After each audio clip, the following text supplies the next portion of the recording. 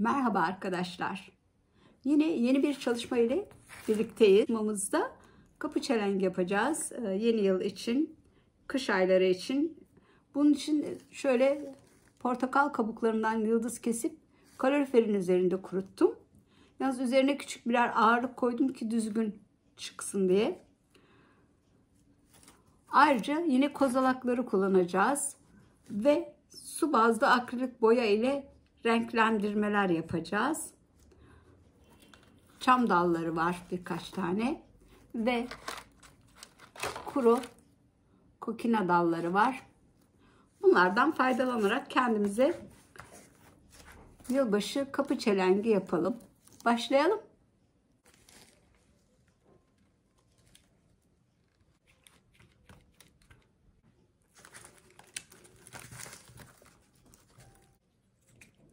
Çift yönlü yapıştırıyorum.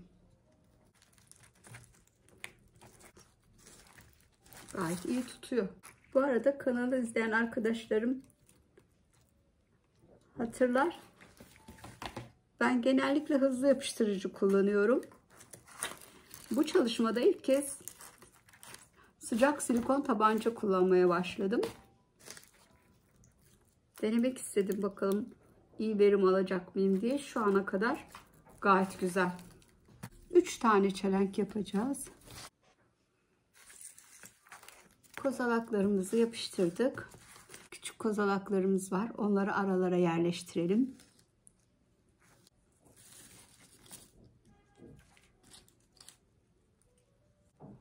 Boşlukları dolduracağız. Diğer elimizdeki küçük doğadan topladığımız kozalak ve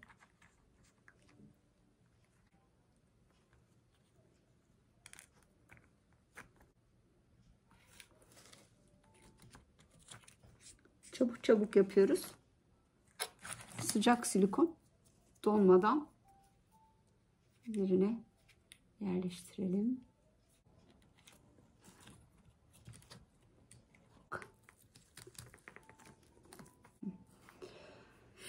Burası tepe olacağı için buraya şöyle 2 kozalak tutan şöyle şekilde bir şey yapayım dedim. Böyle iç kısmına gelsin.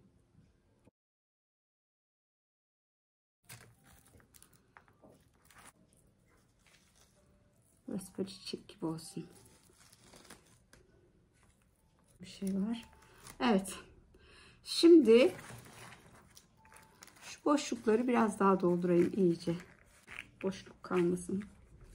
Çelengimizin aralarında, işlem yaptığımız aralarda ne kadar dolu olursa öyle bir güzel görünüm olur.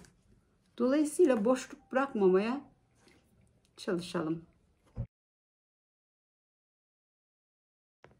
Kozalak yapıştırma işlemimiz tamamlandı arkadaşlar. Daha sonra kozalakları renklendireceğim. Ondan önce şöyle birkaç tane de dallardan kullanacağım. Yıldızımızı buraya koyalım. Portakal kabuğundan yaptığımız yıldızımız.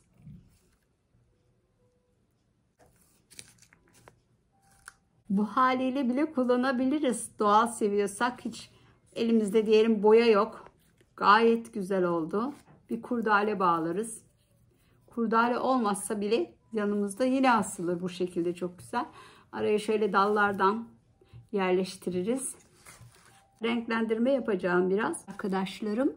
Çelengimiz genel hatlarıyla belli oldu. Şimdi beyaz akrilik sulandırmış beyaz akrilik boya ile kare efektlerini verelim.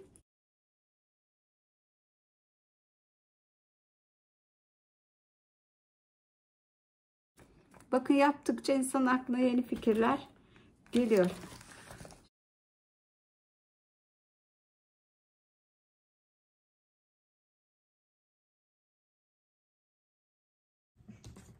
Kozalakları yapıştırmaya başlıyorum.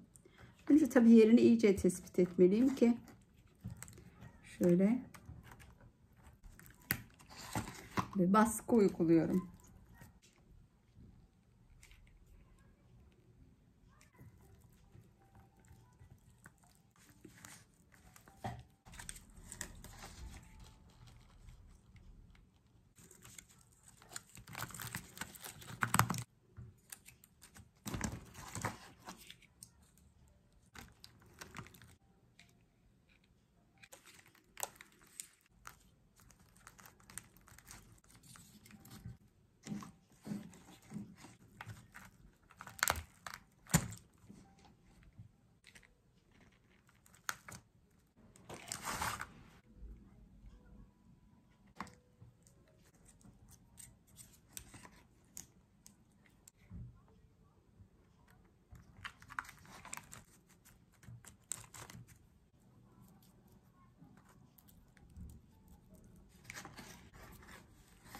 Kokinamızı da yapıştırdık.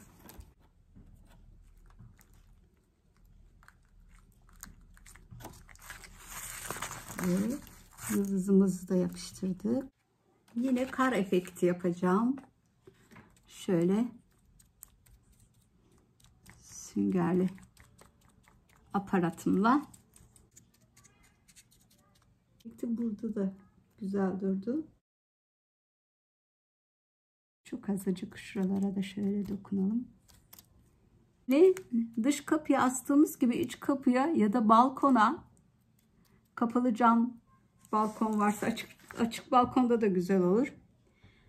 Değil mi? Ya da bunun ortasına büyükçe mumu koyup büyük sofralarda dekor olarak da kullanabiliriz. Çok amaçlı çelenkler bunlar.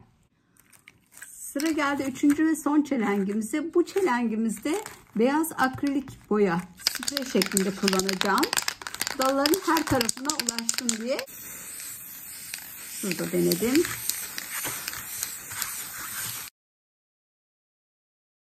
Şimdi 3. ve sonuncu çelengimizi yapmaya devam edelim.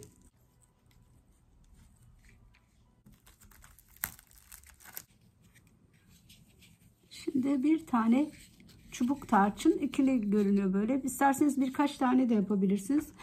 Ben ikili olarak bunu tercih ettim. İkili görünüyor. Onu da şöyle bağlayıp bir ilmek atıp bir de fiyonk yapalım. Şöyle. Evet.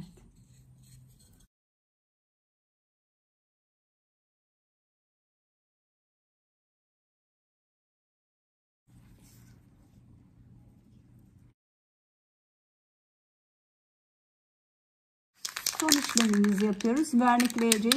Vernik birazcık çalkalayıp sprey vernik bu. Bir şekilde bu mesafeden 15 santim kadar ahşaba da vernikliyoruz ki kabuk atmasın sonradan. Sıra geldi kurdalemizi yapmaya.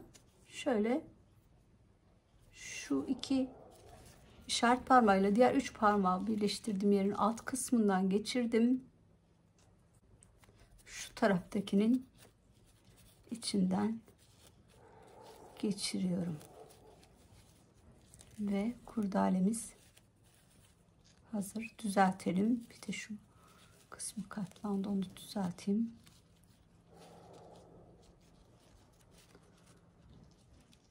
Şöyle karşı iki parmağın arasına aldım ve sıktım şöyle.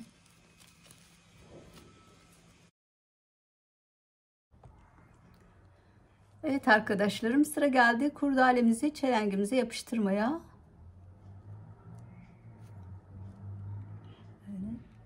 Çok çabuk donuyor. Silikon. Hemen yapıştırmamız lazım.